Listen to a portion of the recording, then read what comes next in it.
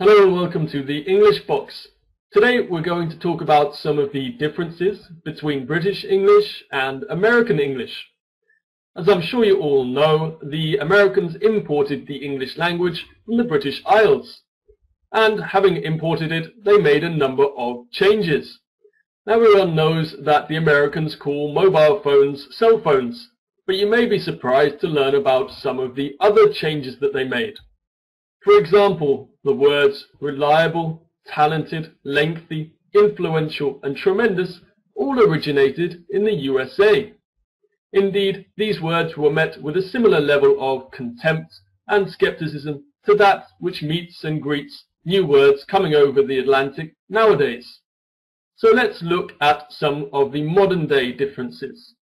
We've already mentioned cell phones and mobile phones, but what about cash machines? When an English person wants money, they go to a cash machine. When an American wants money, they go to an ATM. What about when an English person wants to fill up his car?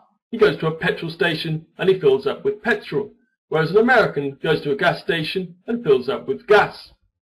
Keeping with the car theme, we have the boot. The boot is the back of the car where you put your suitcase, whereas in America, the trunk is the back of the car where you put your dead bodies. The bonnet is the front of the car under which the engine is. In America, this is the hood. In England, a bonnet can also be a hat that you put on your head, especially at Easter time. In America, a hood is an area of a city characterized by gang warfare. What about a lift? A lift in England is something that carries people between different floors. In America, this is called an elevator, even though elevators generally have to lift more than a lift. In England, we go to watch a film, but in America, you go to the movies. And finally, if we're going for a hike in England, then we're probably going to climb a mountain. But in America, they're probably going to increase the price of something. Okay, a while ago, the BBC did a little survey and they discovered the American phrases that English people find the most irritating. Now I'm going to have a quick look at some of the phrases that were mentioned. We have in America, can I get a, when you order something in a bar. For example, can I get a beer? In England you would say, can I have a beer? In America they say to deplane. This means to get off a plane when you land. Whereas in England you'd say to disembark. You don't plane a plane, so you don't deplane a plane. In America you say to wait on somebody. I'm waiting on a friend. Whereas in England you say I'm waiting for a friend. In America you say transportation, and in England you say transport.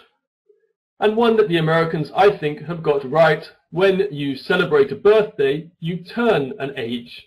So next year I'm turning 28, for example. In British English, we say, I'm celebrating my 28th birthday. I think the American English language is a lot more economic here. Another thing that causes some difficulty for English teachers is whether to correct people when they say on the weekend or at the weekend. In American English, you say on the weekend. In English, you say at the weekend. Similarly with the use of adjectives and adverbs. In America, you can say, I'm good. But in British English, people tend to say, I'm well. Although more and more people say, I'm good, when asked how they are.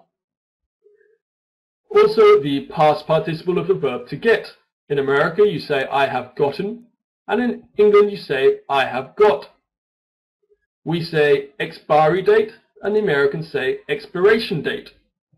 And also, Americans use the adverb already in a slightly different way. They use it with imperatives. They often also use it with the past tense.